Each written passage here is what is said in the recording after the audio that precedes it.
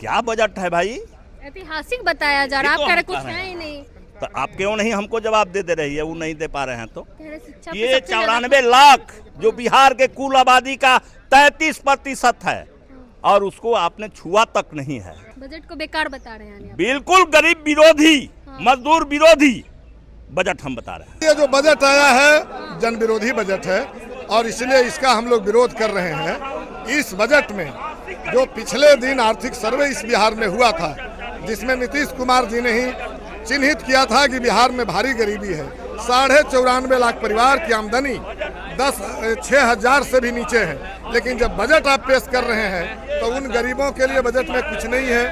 उन गरीबों के लिए जो है ये बजट में बिजली बिल माफ हो जाना चाहिए, 200 यूनिट बिजली फ्री हो जाना चाहिए, लेकिन आप इस पर चर्चा नहीं करते हैं और नीचे स्मार्ट मीटर ठोक रहे हैं। आम महिलाएं जिनको झारखंड जो है 2500 रुपया पेंशन देती है, लेकिन यहाँ दिन भर काम करने वाली महिलाओं को आप शोषण कर रहे हैं। आप रसोईया को 50 रुपया रोज पर खटा रहे हैं। आशा, आंगनबाड़ी, जीविका जो है चंद मानदेय के लिए आपसे लाठियां खा रही है और फिर आप कंडक्टर, खलासी और ड्राइवर बनाने की बात करके महिलाओं को ठगना चाह रहे हैं। इसलिए ये बजट जन विरोधी बजट है।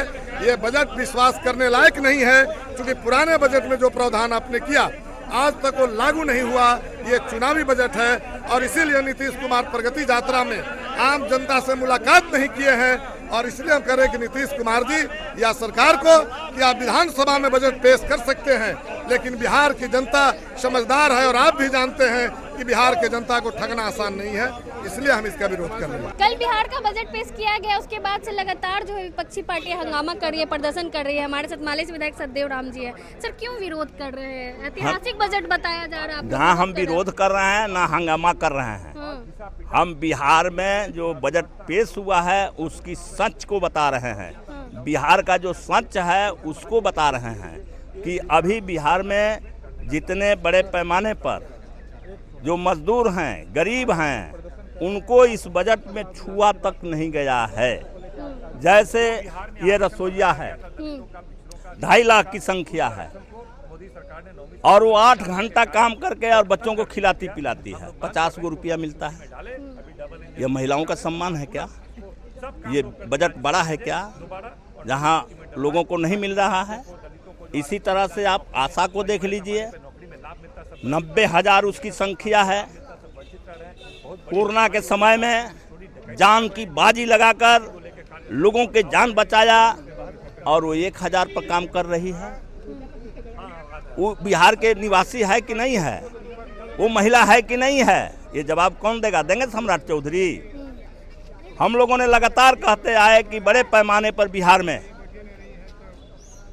20 लाख ऐसा परिवार है जिसको बसने की जमीन नहीं है, उसके बारे में कुछ नहीं कहा गया है।